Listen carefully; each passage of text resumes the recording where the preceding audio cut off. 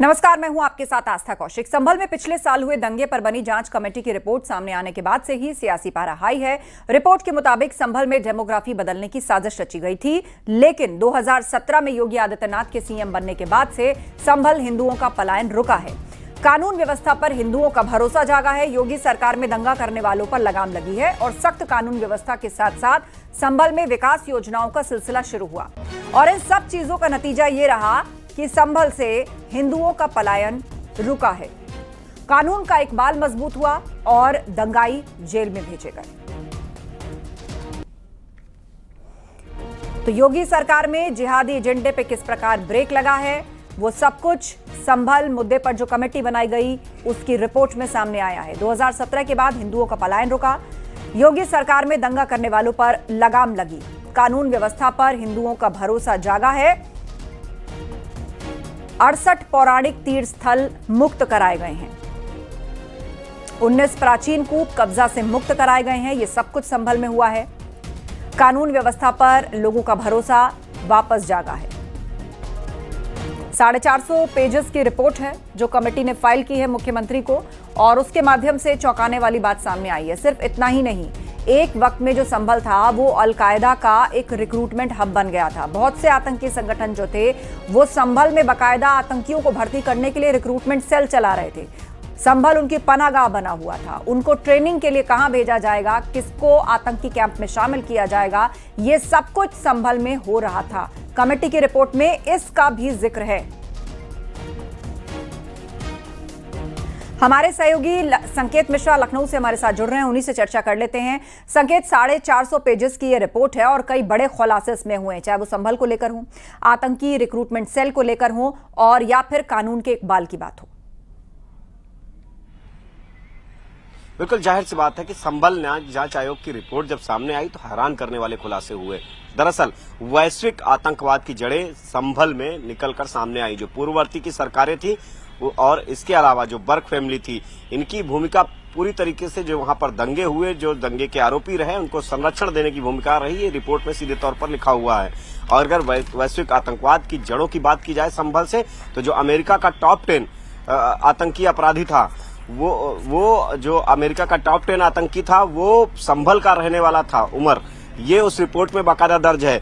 यही नहीं, आईएसआई, लश्कर-ए-तैयबा समेत तमाम जगहों पर जो आतंकी हैं वो उनका कनेक्शन संभल से आया है, वो संभल के रहने वाले हैं। तो जाहिर सी बात है कि संभल का जो आतंकी कनेक्शन भी सामने आया है और इसके पीछे जो वजह है वो इस रिपोर्ट में दर्ज है।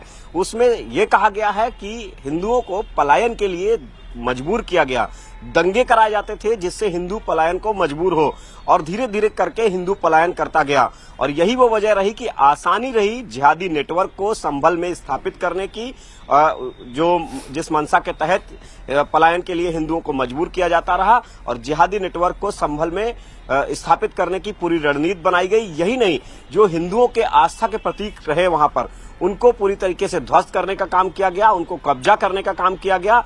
इस तरह की गतिविधियां संभल में हुई। लव जिहाद की कई घटनाएं इस रिपोर्ट में उनका जिक्र किया गया है कि कौन कौन परिवार की लड़कियां लव जिहाद के फेर में फंस गईं। उनकी बाकायदा एक सुनियोजित साजिश के तहत संभल में जिहादी नेटवर्क को स्थापित किया गया। और जब 2017 में योगी सरकार बनी तो उस दिशा में मजबूती से काम हुआ। दंगे की कोशिश की गई, लेकिन दंगे में किसी की जान नहीं गई। कोशिश की गई कि हिंदुओं को वापस लाया जाए, और इस दिशा में काम किया गया। जो 68 तीर्थ स्थल थे उनको कब्जे मुक्त कराया गया, कई कूप कब्जे मुक्त कराए गए, कई हेक्टेयर जमीन कब्जा मुक्त कराई गई। बिल्कुल बिल्कुल। तो ये बड़े और चौंकाने वाले तथ्य जो हैं, ये सारी फैक्ट फाइंडिंग इस रिपोर्ट के माध्यम से सामने आई है। चर्चा के लिए आपका शुक्रिया। आगे बढ़ते हैं। कैबिनेट मंत्री धर्मपाल सिंह ने संभल जांच रिपोर्ट को पूरी तरीके से सही बताया। उन्होंने ये भी कहा कि संभल में जब जब दंगे हुए वहां पर हिंदुओं को मारा गया, हिंदुओं को प्रताड़ित किया गया, और इसी वजह से ही हिंदुओं ने वहां से पलायन किया। वहीं विनय कटियार ने कहा है कि संभल में बहुत मंदिरों को तोड़ा गया और आज हिंदुओं को एकजुट होने की जरूरत है। अगर एकजुट नहीं हुए तो मुसलमानों का मनोबल बढ़ेगा, और इसीलिए ऐसे लोगों पर सख्त कार्रवाई करने की जरूरत है। जब जब दंगे हुए हैं संभल में, वहाँ हिंदू ही मारा गया है, मुस्लिम नहीं मारा गया है, और इसलिए वहाँ संख्या कम हो रही है। जो रिपोर्ट आई है वो रिपोर्ट बिल्कुल अक्षरशः सही है। वहाँ हिंदुओं का पलायन मुसलमानों के खराब रवैये के कारण से, आक्रामकता के कारण से वहाँ हिंदू पलायन कर गया है, इसलिए हिंदुओं की संख्या कम है। वहाँ मुसलमानों के दंगे में जब हिंदू मुस्लिम दंगे हुए हैं कि संभल में वहाँ पर बहुत सारे मंदिरों को तोड़ा गया है और इस समय अगर लोगों ने मिल करके काम नहीं किया तो उनका मनोबल बढ़ता जाएगा। इस पर राज्य सरकार को भी अंकुश लगाने की ज़रूरत है और इन लोगों के ऊपर भी कार्रवाई करने की ज़रूरत है। और जब तक ऐसा नहीं होगा तब तक वो फ्री स्टाइल हो गए हैं, तो उस पर कार्रवाई होनी चाहिए। केंद्रीय राज्य मंत्री एसपी सिंह बघेल ने संभल दंगा रिपोर्ट को लेकर बड़ा बयान दिया। उन्होंने कहा कि हिंदुओं ने मजबूरी में पलायन किया होगा, कोई अपना घर ऐसे ही नहीं छोड़ता। वहां मुसलमानों का आतंक होगा, जमीनों पर कब्जा किया गया, इसीलिए वहां डेमोग्राफी में इतना बड़ा बदलाव आया।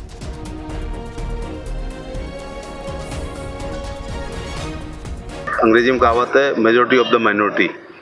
मुसलमान इस देश में अल्पसंख्यक कहलाते हैं, लेकिन संभल में वो बहुसंख्यक पिछले 50 साल में हो गए हैं। और ऐसा पलायन कोई मन से, कोई अपना घर, बहुत ही मजबूरी रही होती है, वरना कोई अपना गांव और घर नहीं छोड़ता है। आतंक रहा होगा, लड़कियां छेड़ी गई, जमीनों पे कब्जे किए गए। पहला मकान बाजार मूल्य से अधिक पे लेते हैं ये लोग, फिर दूसरा रिश्तेदार आता है, तीसरा आता है, लास्ट में अपनी संख्या इतनी हो जाती है कि आखिरी वाला औने पौने में ही बेच के डर के मारे चला जाता है। तो जो आप रिपोर्ट में कहना चाहते हैं कि वहाँ हिंदुओं की संख्या कम हो गई, वो रिपोर्ट अभी प्रकाशित ना हुई हो, लेकिन मैं अपने व्यवहारिक ज्ञान से कह रहा हूँ।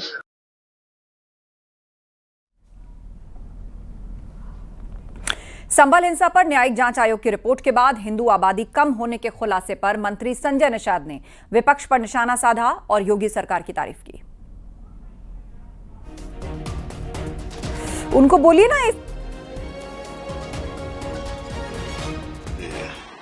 ये दुर्भाग्य है कि आज के दिन में इतने लंबे अंतराल पर भारत देश आजाद हुए 75 साल हो गए, लेकिन किस तरीके से तुष्टीकरण की नीति अपना के वहां की संख्या घटाई गई और दंगे कितने हुए, 15 दंगे हुए। तो ये आगे न हो, इसके लिए मैं माननीय मुख्यमंत्री जी को उस बयान पर मैं धन्यवाद देता हूं कि कम से कम उन्होंने इसको जांच कराई और सच्चाई सामने सबको लाई। जनता को इस चीज को समझना चाहिए और अगले इलेक्शन में उसका कामयाब विपक्ष। संभल हिंसा पर न्यायिक जांच आयोग की रिपोर्ट में हिंदू आबादी कम होने के खुलासे से विश्व हिंदू रक्षा परिषद गुस्से में है। विश्व हिंदू रक्षा परिषद ने संभल जाने का ऐलान किया और इस ऐलान के बाद विश्व हिंदू रक्षा परिषद अध्यक्ष गोपाल राय के आवास पर पुलिस तैनात कर दी गई। गोपाल राय ने कहा कि पुलिस की पाबंदी के बावजूद संभल जाएंगे और पीड़ित परिवार से मुलाकात करेंगे। पुलिस अगर वहां रुकती है संभल में तो हम 4 आदमी जाएंगे, बाकी छोड़ देंगे या वापस कर देंगे। हम जो अभी 40 गाड़ी से जा रहे हैं वहाँ 4 गाड़ी से जाएंगे, 2 गाड़ी से जाएंगे। लेकिन जो पीड़ित हैं उनकी पीड़ा से अगर विश्व हिंदू रक्षा परिषद अवगत नहीं होगा तो विश्व हिंदू रक्षा परिषद का मतलब ही क्या है?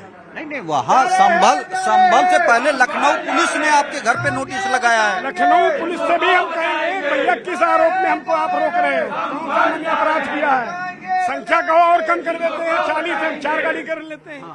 इस तरह से अगर वो 4 गाड़ी कहते हैं 4 गाड़ी में चलेंगे।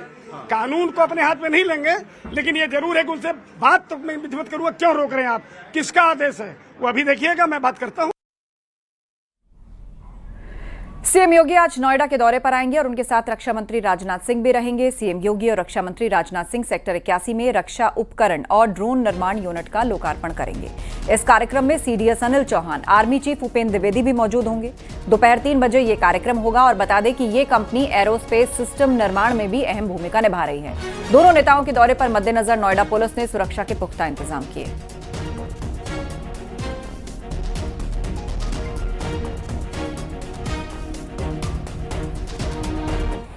नोएडा में मंत्री अश्वनी वैष्णव ने मोबाइल में इस्तेमाल होने वाला टेम्पर्ड ग्लास मैन्युफैक्चरिंग यूनिट का उद्घाटन किया। सेक्टर 68 में मैन्युफैक्चरिंग यूनिट का उद्घाटन किया गया। इस मौके पर अश्वनी वैष्णव ने कहा कि पीएम मोदी के मेक इन इंडिया के तहत इलेक्ट्रॉनिक प्रोडक्शन 6 गुना बढ़ा है और एक्सपोर्ट 8 गुना बढ़ा है। 11 सालों में इलेक्ट्रॉनिक इंडस्ट्री लगातार ग्रो कर रही है। इलेक्ट्रॉनिक संबंधित आइटम जैसे लैपटॉप, राउटर, हार्डवेयर का निर्माण बड़े स्तर पर भारत में होने जा रहा है। केंद्रीय मंत्री अश्विनी वैष्णव ने कहा कि मोबाइल में इस्तेमाल होने वाले टेम्पर्ड ग्लास इंपोर्ट होते थे। मैन्युफैक्चरिंग यूनिट से 2.5 करोड़ टेम्पर्ड ग्लास भारत में बनेंगे।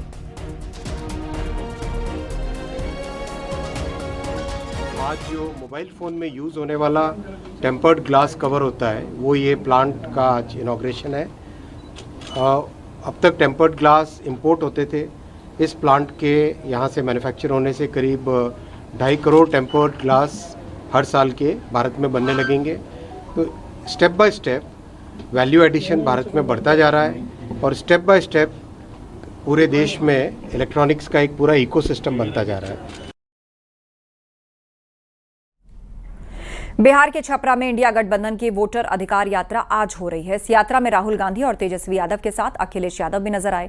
तीनों नेता एक साथ गाड़ी में सवार हैं और जनता का अभिवादन कर रहे हैं। बिहार में मतदाता पुनरीक्षण यानी कि SIR के खिलाफ इंडिया गठबंधन में एकजुट होकर चुनाव आयोग और सरकार के खिलाफ लोगों को जागरूक कर रहे हैं। समाजवादी पार्टी के अध्यक्ष अखिलेश यादव कल ही पटना पहुंच गए थे। आज वो छपरा में वोटर अधिकार यात्रा में शामिल हुए हैं।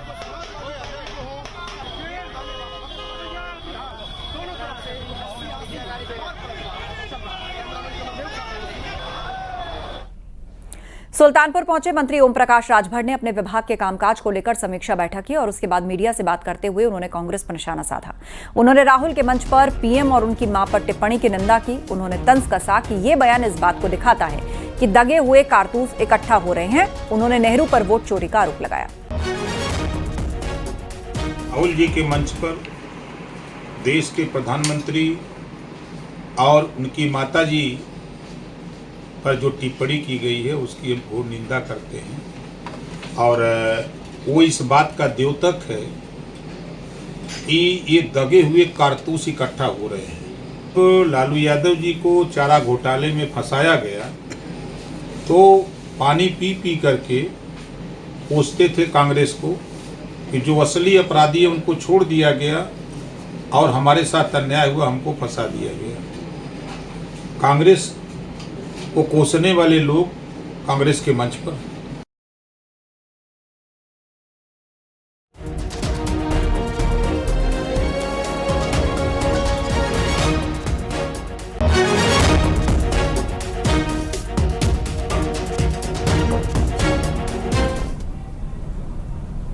सीएम योगी का तृणमूल कांग्रेस पर बड़ा हमला। टीएमसी की गृह मंत्री पर टिप्पणी अक्षम्य, ये सीएम योगी ने कहा। तृणमूल कांग्रेस की टिप्पणी घोर निंदनीय है। तृणमूल कांग्रेस देश से माफी मांगे।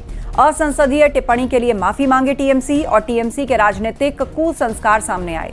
आपको बता दें, टीएमसी सांसद महुआ मोइत्रा ने अमित शाह पर विवादित टिप्पणी की, जिसके बाद से बीजेपी हमलावर है।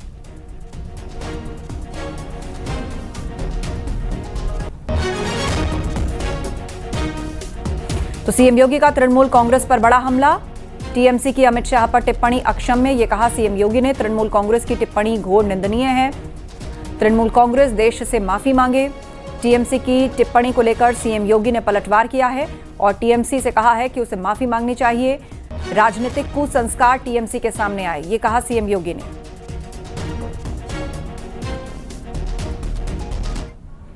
एमएलसी चुनाव की तैयारी पर बीजेपी की बैठक। भूपेंद्र चौधरी की अध्यक्षता में अहम बैठक। यूपी में 11 एमएलसी सीटों पर होना है चुनाव। 5 स्नातक 6 शिक्षक एमएलसी सीट पर चुनाव होगा।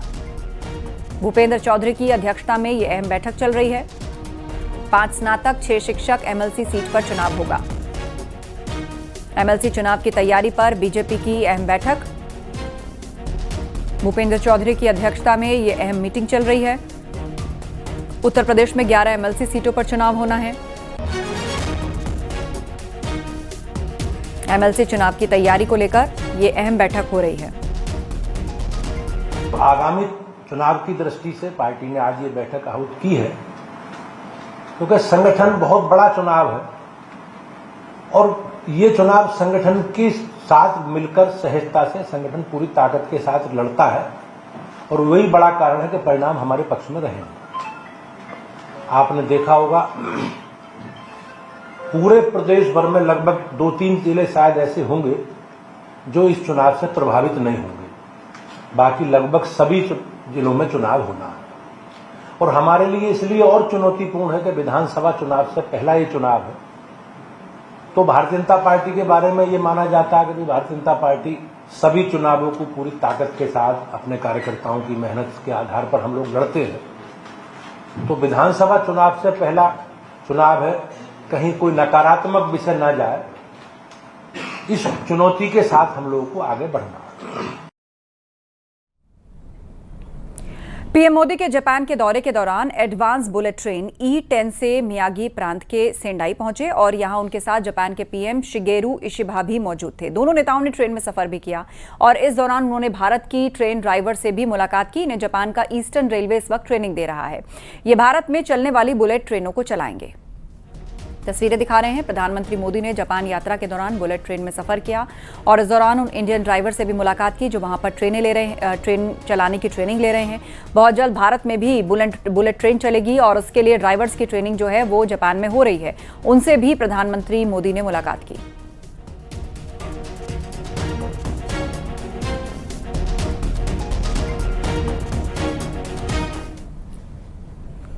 खबर अयोध्या से है। भारतीय क्रिकेट टीम के खिलाड़ी करण शर्मा अपने पूरे परिवार के साथ अयोध्या धाम पहुंचे। उन्होंने भगवान रामलला और हनुमानगढ़ी में दर्शन पूजन किया। यह तीसरा मौका है जब करण शर्मा 1 महीने के भीतर अयोध्या आए, लेकिन इस बार उनके साथ उनका पूरा परिवार मौजूद था। करण शर्मा के साथ उनकी मां पूनम शर्मा, बहन ऋतिका शर्मा, पूरा परिवार मौजूद रहा। परिवार ने अयोध्या में हुए भव्य बदलाव की जमकर तारीफ की। अयोध्या में अच्छी व्यवस्था देख करण शर्मा ने सीएम योगी की तारीफ की।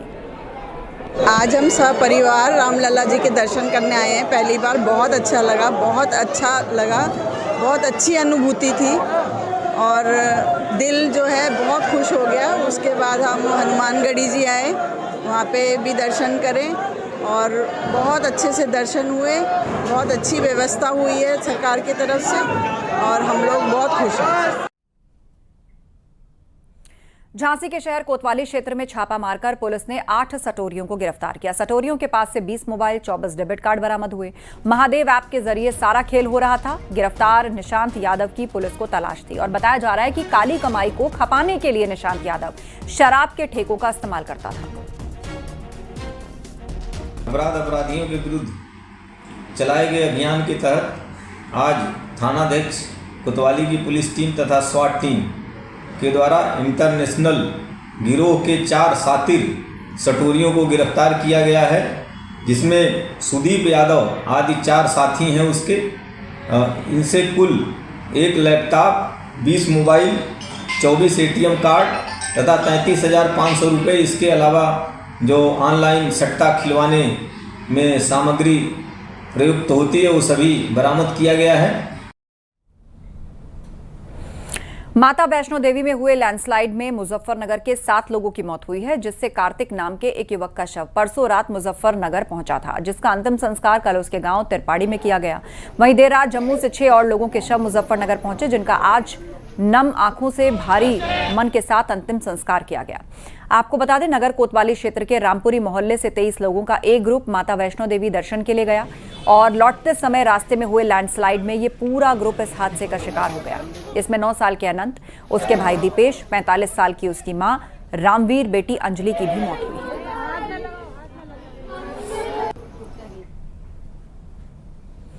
अमरोहा के थाना आदमपुर क्षेत्र में दहेज प्रताड़ना से तंग आकर एक गर्भवती महिला ने आत्महत्या कर ली। पुलिस ने शव को पोस्टमार्टम के लिए भेज दिया। मृतक महिला के भाई ने ससुराल के लोगों पर दहेज के लिए परेशान करने और मारने पीटने का आरोप लगाया। साथ ही मृतक महिला के भाई का कहना है कि शव अब बरामद हुआ है, लेकिन मेरी बहन 26 अगस्त से लापता थी और शिकायत के बाद भी पुलिस ने कार्रवाई नहीं की। फांसी खा ली लड़की। कौन थी आपकी बहन? क्या नाम, कितनी उम्र होगी? धर्मवती, 21 साल होंगी। पुलिस को सूचना दे दी जी। अच्छा, कोई चीज़ सामने आई, क्यों लगाई फांसी? ये शादी ससुराल की वजह से लगाई। ससुराल में परेशान थी। मुरादाबाद के मझोला थाना क्षेत्र में एनकाउंटर में पुलिस ने 5 बदमाशों को गिरफ्तार किया। गिरफ्तार बदमाश नगर निगम के संविदा कर्मी हर्षित ठाकुर की हत्या में शामिल थे। पैसे को लेकर बदमाशों का हर्षित ठाकुर से विवाद हुआ था। एनकाउंटर में 2 बदमाशों को गोली लगी है। 2 लोगों ने हमारी टीम पर अटैक किया, लेकिन जवाबी कार्रवाई में दोनों घायल हो गए। बाकी 3 वहां से और फरार हो गए, जिनको बाद में कॉम्बिंग में हम लोगों ने पकड़ा है। बेसिकली जो घायल हुए थे उसमें एक का नाम शुभम ठाकुर है, दूसरे का नाम मोहम्मद वासित है और जो बाकी कॉम्बिंग में पकड़े गए थे उसमें एक अभिषेक सैनी है, दूसरा राहुल पांडे है और तीसरा अनमोल जाटव है। इनफैक्ट इन लोगों से जब पूछताछ की गई तो ब्रीफली इन लोगों ने बताया कि जो घटना कल घटी थी, जो हत्या की घटना कारित की गई थी वो इन लोगों के द्वारा ही की गई थी। 5 थे और जो घटना में गाड़ी यूज की थी वो गाड़ी यही थी, i20 गाड़ी ही थी। चित्रकूट के मनिकपुर थाना क्षेत्र में पुलिस और पशु तस्करों के बीच मुठभेड़ हुई, जिसमें 2 पशु तस्करों के पैर में गोली लगी। पुलिस ने दोनों घायल बदमाशों समेत 5 बदमाशों को गिरफ्तार किया। इस मुठभेड़ में एसओजी पुलिस टीम के एक सिपाही को भी गोली लगी। सभी घायलों को इलाज के लिए सीएचसी मानिकपुर में भर्ती कराया गया। पकड़े गए आरोपियों के पास से अवैध तमंचा और कारतूस बरामद हुआ। 3 साढ़े 3 बजे के आसपास यूपी 112 पे एक सूचना मिलती है कि किसी किसान की भैंस खुल गई। जहाँ से भैंस खुली थी उस क्षेत्र के आसपास ये काली घाटी के ऊपर जंगलों की ओर पुलिस को जब कुछ आहट हुई, जब पुलिस पार्टी उधर बढ़ी तो बदमाशों ने पुलिस पर फायरिंग किया। जवाबी फायरिंग में 2 बदमाश घायल हुए। बॉम्बिंग में भागते हुए 3 बदमाशों को और पकड़ा गया। कुल 5 बदमाशों की गिरफ्तारी हुई। जवाबी फायरिंग करते समय हमारे एसओजी का एक आरक्षी भी घायल हुआ है। यूपी के कई जिलों में बाढ़ का कहर देखने को मिल रहा है और यही वजह है कि वाराणसी से लखनऊ लौटते वक्त सीएम योगी ने गाजीपुर का हवाई सर्वे किया। सीएम ने बाढ़ प्रभावित क्षेत्रों का हवाई सर्वेक्षण किया। आपको तस्वीरें दिखा रहे हैं, जहां जहां बाढ़ आई है उसका हवाई सर्वेक्षण सीएम ने किया और इस पूरे इलाके का मुआयना किया। दरअसल कितना नुकसान बाढ़ से हुआ है, कहां कहां तक पानी पहुंचा है। वाराणसी से लौटते वक्त उन्होंने बाढ़ प्रभावित क्षेत्रों का हवाई दौरा किया। उसकी तस्वीर आपको दिखा रहे हैं हम। राहत शिविर काम कर रहे हैं। सभी अधिकारियों को निर्देश दिए गए हैं कि जरूरतमंदों को हर सुविधा, मेडिकल उपचार और उनका रिहैबिलिटेशन फौरन सुनिश्चित किया जाए। वाराणसी से लौटते वक्त गाजीपुर और उसके आसपास के क्षेत्रों में जहां बाढ़ का प्रकोप है उसका हवाई सर्वेक्षण मुख्यमंत्री ने किया।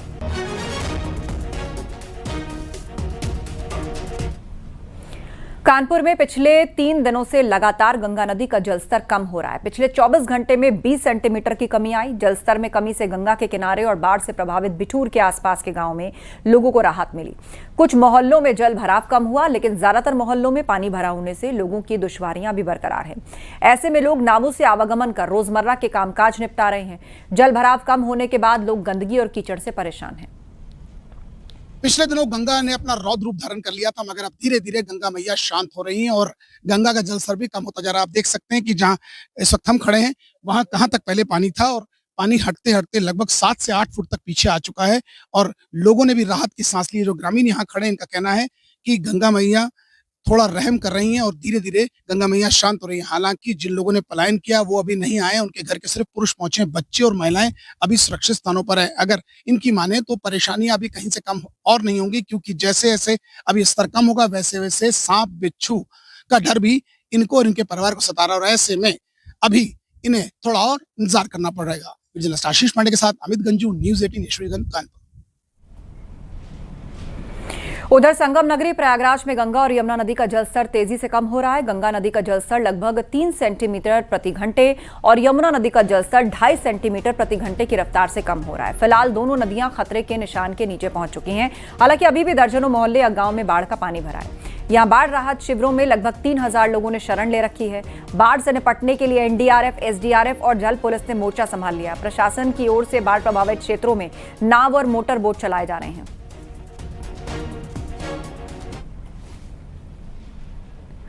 जालौन में कालपी बस स्टैंड के पास प्राइवेट बस में सवारियां बिठाने को लेकर ट्रैवल संचालकों में मारपीट हुई। हमलावर पक्ष के युवकों की 2 बाइकों में आग लगा दी गई और पुलिस ने घायलों को अस्पताल में भर्ती कराया।